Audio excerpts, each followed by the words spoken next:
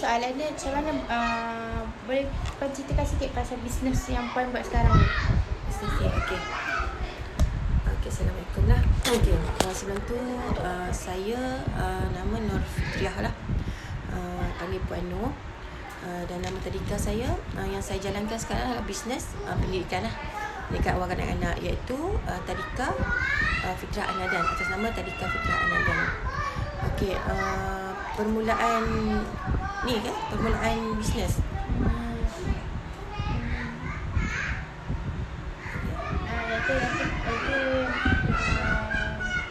Nanti saya akan tanya lebih lanjut yang tu lah. Okey.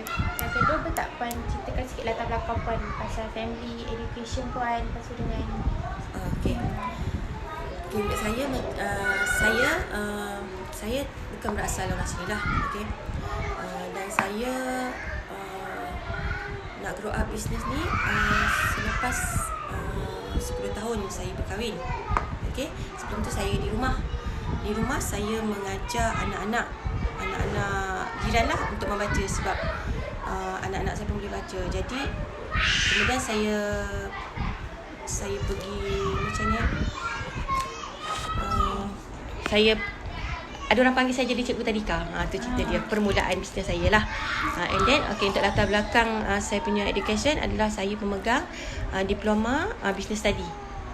Memang lari jauh lah daripada pendidikan awal kanak-kanak yang saya buat sekarang ni. Tapi oleh kerana saya ada basic based on business study dan pengalaman saya sebagai accountant firm dan juga secretary di sebuah syarikat di Perak, dan pengalaman saya mengendalikan sebuah syarikat.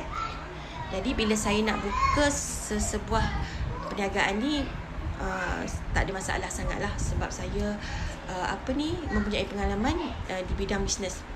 Cuma masalah saya sekarang adalah berkenaan apa bisnes yang saya buat sekarang ni, iaitu tadika yang berkaitan dengan anak-anak kecil, anak-anak syukur ni, yang memerlukan pengalaman lain pula. Okay.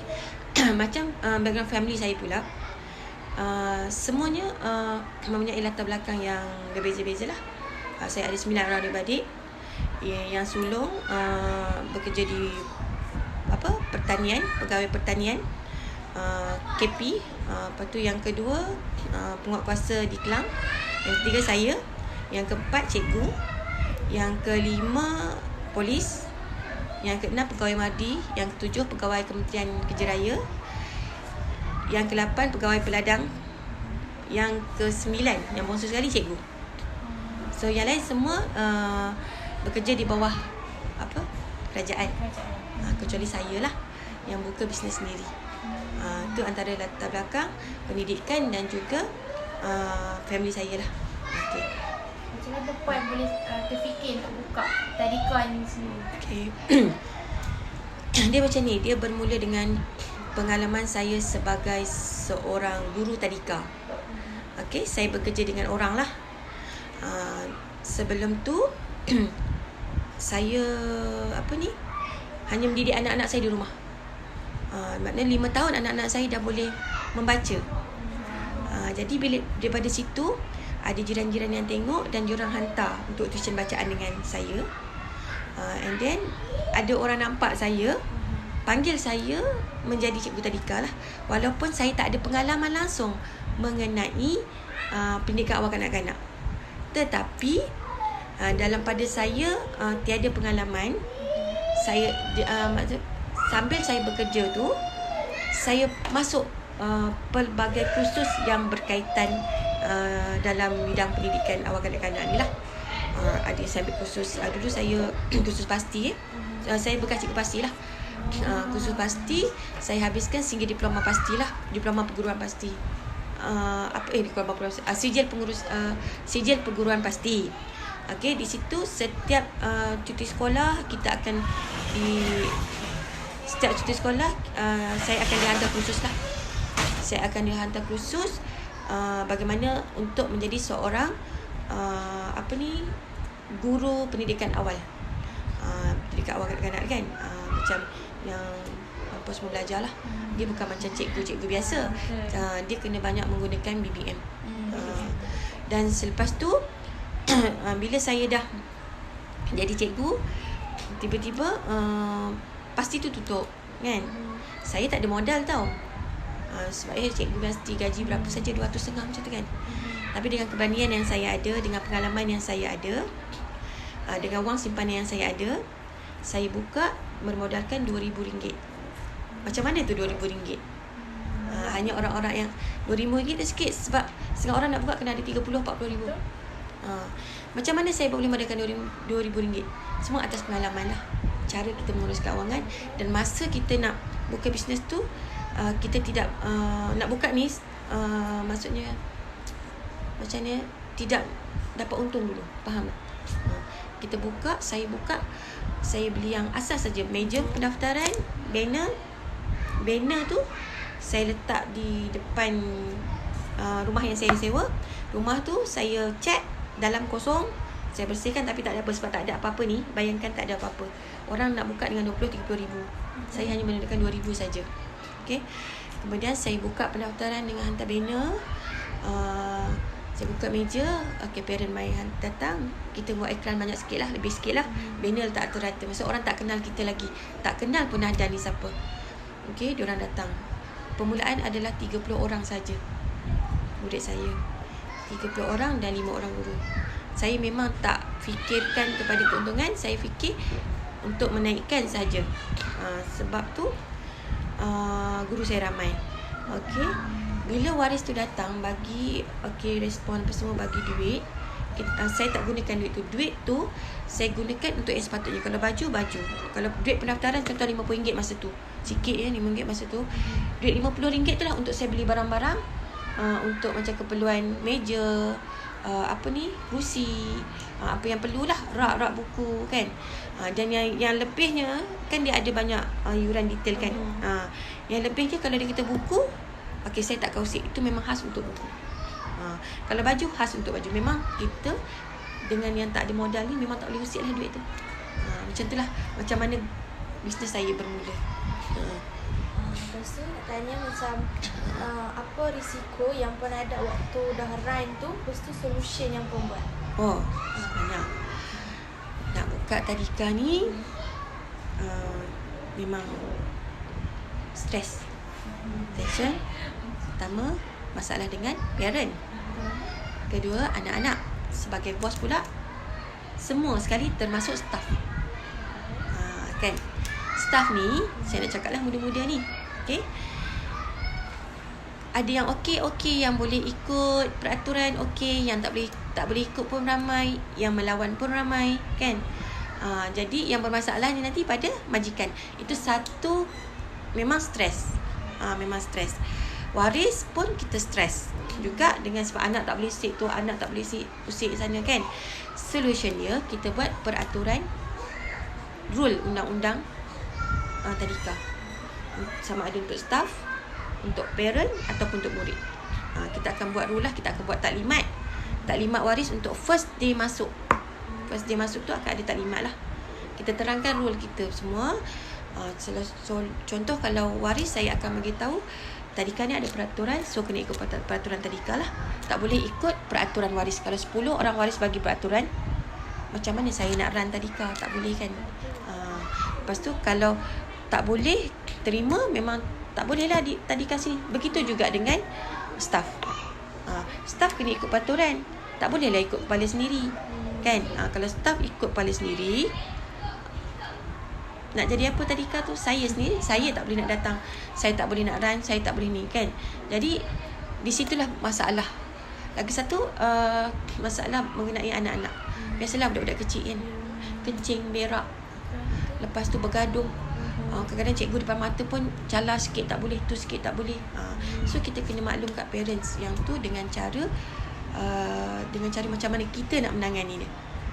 Dengan cara kita punya PR kita, kita punya hubungan kita dengan parent, tu kena pandai lah. Okay, jadi macam mana puan kembangkan bisnes ni? Cari guide aku. Aku tengah nak kembangkan je ni, lagi satu soalan. Aku nak campur ni. Nak bagi ayat tu satu sebab banyak sangat nanti yang nak tahu. Macam mana puan kembangkan bisnes ni, and Puan ada nasihat daripada siapa ke guide ke sebelum buat bisnes ni? Macam tu. Kan. Saya kebanyakan daripada idea saya sendirilah. Nasihat confirm orang belakang yang ada saya ni family lah, terutama husband saya dan anak-anak saya lah. Okay. Saya nak kembangkan tu, kita banyakkan kualiti. Buka tak Facebook Nadan ni. Di situ boleh tengok kualiti Nadan.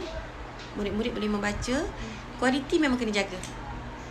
Komitmen guru penting untuk perkembangan sesebuah institusi pendidikan, terutama menjaga awal kanak-kanak. Kalau cikgu tak ada komitmen, tak boleh nak juga nak kembangkan. Saya seorang tak boleh. Walaupun saya banyak bagi idea, tapi yang menjalankan staff, cikgu-cikgu lah. Kena cikgu yang berkaliber dan tidak berkira. Saya nak cakap terus, kalau nak masuk jadi seorang guru tadika ni, you kena ada hati penyayang budak-budak. Kalau tak sayang budak-budak, jangan. Saya cakap terus, walaupun you ambil pendidikan awal kanak-kanak, you tak sayang, you jangan masuk. Selagi you buat budak-budak, habis. Kena ada sifat kasih sayang. Saya ada 100 orang murid kat sini. Macam mana saya nak handle murid-murid tu? Semuanya based on staff. Alhamdulillah, staff yang ada Allah bagi yang alhamdulillah, yang komitmen yang baik, alhamdulillah. Yang bekerjasama yang baik dengan saya. Jadi di situ penting lah, kan? Kalau tak ada staff yang macam ni, yang pentingkan diri, tak boleh, tak suka budak-budak buat macam tu, habis. Memang zaman sekarang ni lain. Ya, cuit sikit tak boleh, cuit sikit. Tapi macam mana cara kita sebagai seorang guru nak menangin? Maknanya secara psikologi lah. Psikologi dengan anak-anak tu macam mana cara kita mewujudkan. Kita ada cara memujuk anak-anak, betul tak?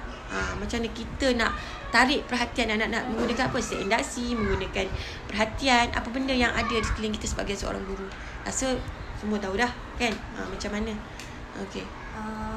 Lepas tu tanya, boleh tak Puan bagi macam nasihat untuk usahawan-usahawan muda yang baru nak dalam bidang usahawan ke, macam yang dah lama ke, nak buka tadika, buka tadika.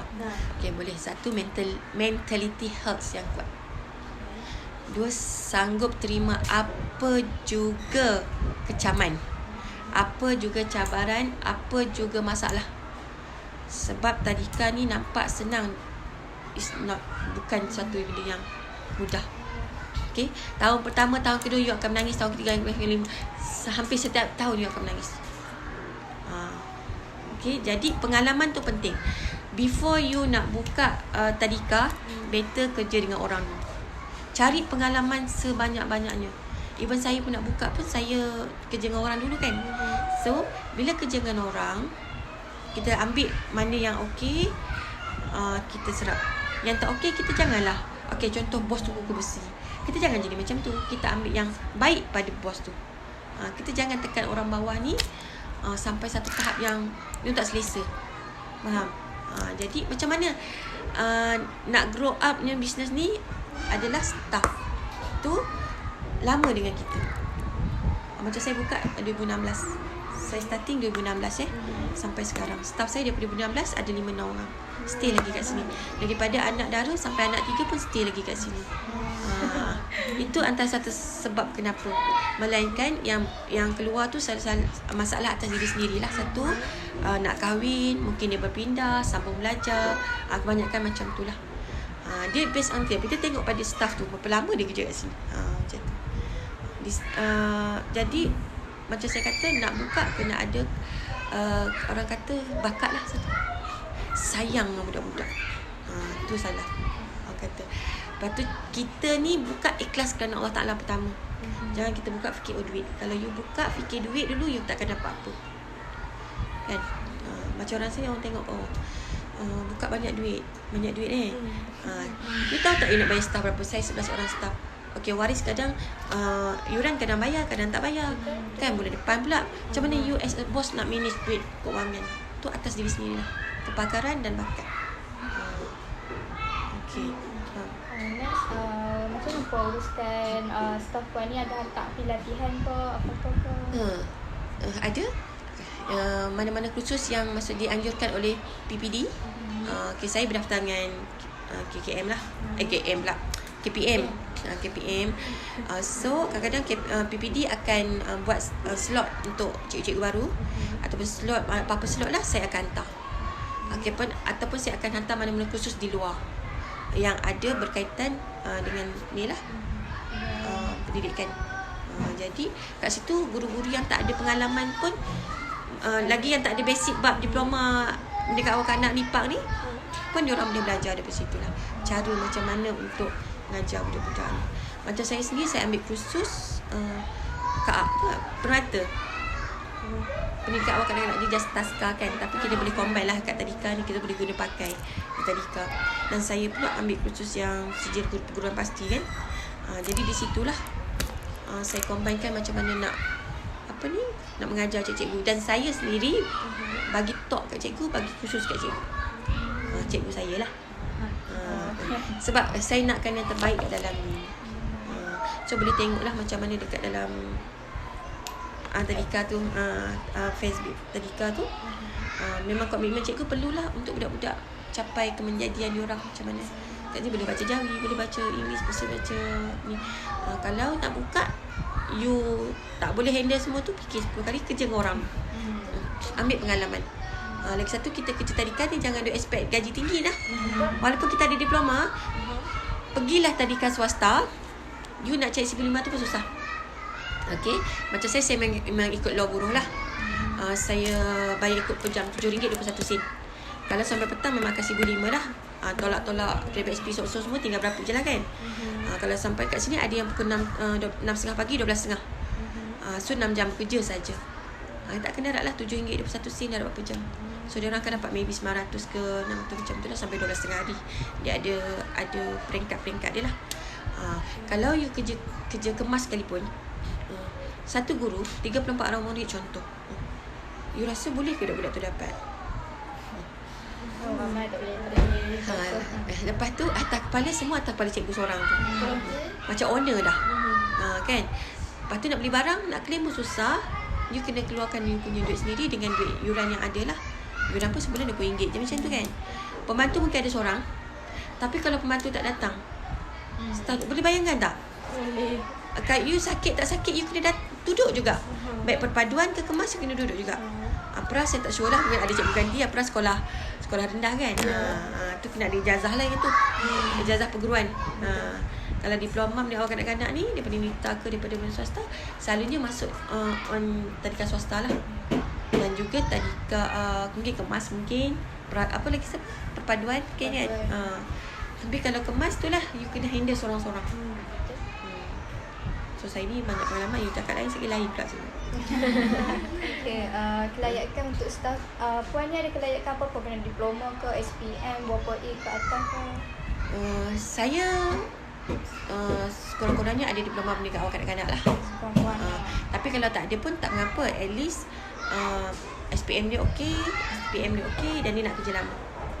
Dan saya akan bagi kursus sehingga dia orang pandai macam mana nak handle murid-murid walaupun tak ada pengalaman. Yang penting pengalaman kerja lah. Tapi saya tengok juga pengalaman kerja tu kenapa you berhenti. Kalau saya tengok pengalaman kerja sat 3 bulan kerja, 3 bulan 6 bulan kerja sini sampai banyak sangat pengalaman, 3 bulan 2 bulan, itu dah problem kat situ dah.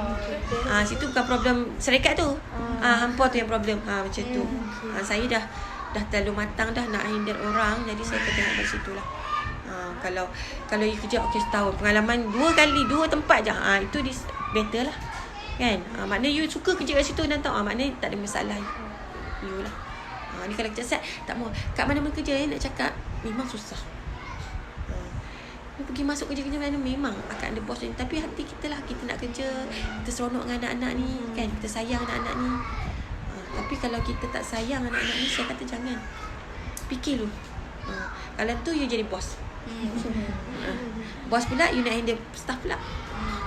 Sama. Staff pula macam-macam ragam ya. Nak dapat staff yang serasi dengan kita bukan mudah. Kena pandai lah, orang kata bakat kena. Memang kalau ikutkan saya banyak kali dah saya nak stop tapi Allah kata tak, belum lagi. Belum, memang jalan ni ke sini. Memang kalau ikutkan, tapi bila ada masalah tu mula nak stop. Tapi bila macam ni okey je jalan. Macam tu. Macam ni pun saya ada event. Macam event kan, Sabtu saya ada event Merdeka. Sebenarnya event tu awal lagi dah, tapi ada masalah apa, terpaksa postpone. Sabtu ni baru buat. Event ni banyak. Jadi bos ni banyak post nak kena keluarkan. Macam tu lah. Ada lagi. Okay, last one.